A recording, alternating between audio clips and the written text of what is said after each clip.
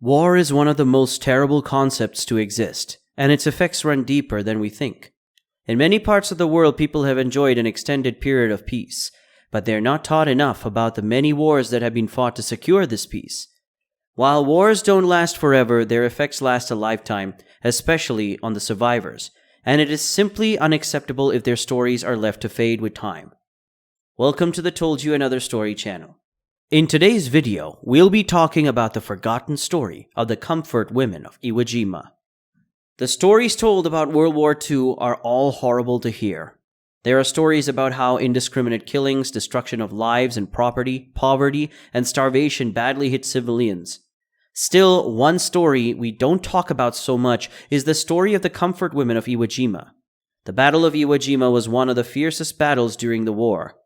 This battle took place on the volcanic island of Iwo Jima in Japan between the American and Japanese forces and went on for 5 long weeks. Aside from the gory stories that are remembered from this period, another inhuman story was that of comfort women. The Japanese army kidnapped these women, and as their name suggested, they were forced to produce comfort for these soldiers after they've had a long day on the battlefront. In other words, these women were victims of mass sex slavery. They were abducted from different countries and forced to work in military comfort stations across the country. Records show that about 200,000 women were recruited, and 90% were from Korea. Other nationalities include China, the Philippines, Hong Kong, Vietnam, Thailand, and other Asian countries. All these women were recruited through different circumstances. Some were simply kidnapped from their homes, while some were baited with promises of good jobs in restaurants or factories in foreign countries. Some were even promised nursing jobs in Japanese military bases. Whatever the case, it was already too late when these women realized they had been lied to, and their only options were to cooperate with the slave traders and suffer, or to rebel and suffer even more.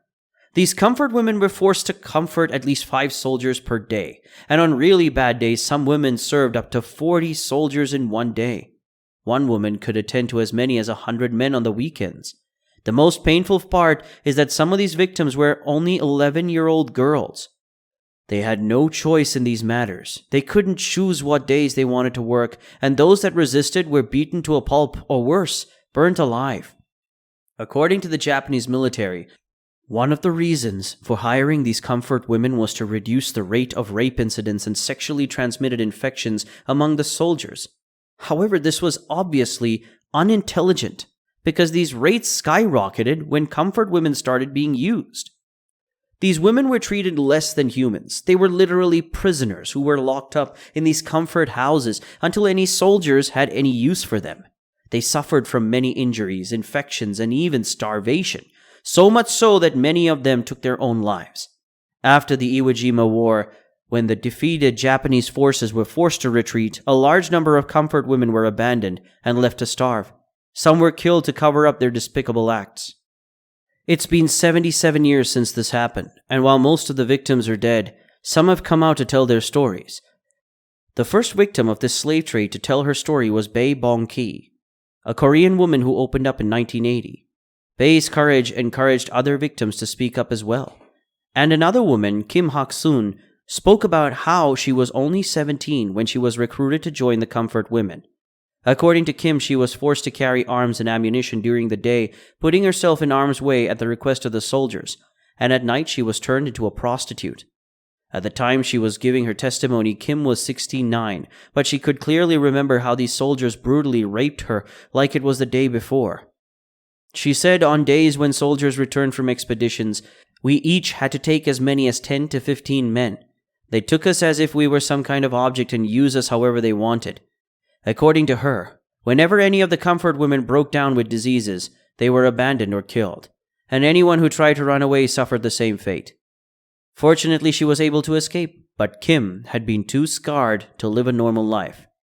She married the man who helped her escape from the comfort house she was trapped in, who treated her no differently than the monsters he had saved her from.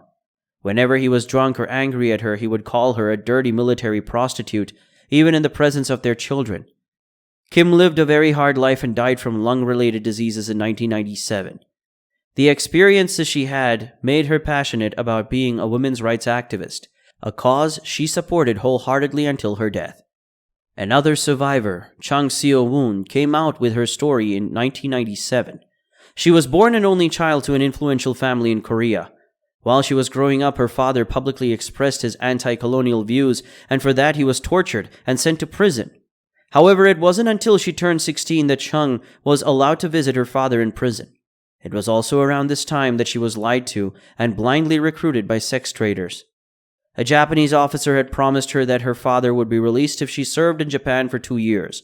Unknown to her, this man had lied and had very evil intentions. She was shipped off to Japan, and when she arrived, she was taken to a hospital where she was sterilized before being taken to the comfort home. From that moment, she was forced to have sexual intercourse with dozens of soldiers on a daily basis. Chung, who was just a teenager at the time, attempted to end her own life severely by overdosing on malaria pills. She would have succeeded if not for the soldiers reviving her. According to her, it was in that moment that she made up her mind to survive and tell the story of what Japan had done to her. Just as she had resolved, she survived until the end of the war and returned to her home, which was empty upon her arrival. She learned that her father died in prison, and her mother, who could not bear the weight of losing her family and being raped by Japanese soldiers, ended her life. After hearing this news, Chung suffered from opium addiction, and she recounted not being able to have a normal sex life. Just like she did at the comfort house, she once again decided to bring out something positive from her life and regain her dignity and self-worth. By the late 1980s to early 1990s, more victims of sex slavery in Iwo Jima and across Japan came out of their hiding, told their stories, and demanded justice and an apology from the Japanese government. However, the Japanese government released a statement in which they denied having recruited comfort women. And this caused some of the women, for example Kim, to reach out to women's rights groups worldwide. The women publicly expressed how much they were offended by the Japanese government, which actively denied having put them through horrible experiences. Japan held on to its claims that the comfort stations were private brothels commissioned by private citizens. They never admitted to being actively involved in the establishment of these comfort stations or the abduction of 200,000 women. Till she died, Kim demanded that the Japanese government take legal responsibility for sexual slavery and offer compensation to the victims. Unfortunately, her requests weren't fulfilled in her lifetime. In November 1994, an international commission of jurists stated that the Japanese government immediately took responsibility for all of these crimes they had denied. Since then, Japan has financially compensated the surviving victims of this horrible crime and made restitution to their families, just like the jury demanded. Consecutive presidents of Japan have also tendered apologies to surviving victims and their families. However, no amount of apology can automatically make things right, or can be viewed as complete justice for the horrors these women were put through, considering the fact that tens of thousands of them were not alive to receive these compensations. Overall, the justice campaign was a success, but all it did was offer these women some well-deserved closure. And it's quite unfortunate that that's all they could get from a government that was supposed to protect them. Thank you for watching. Hit us up in the comments section and give a thumbs up if you liked the video. Also, don't forget to subscribe to the channel for more videos.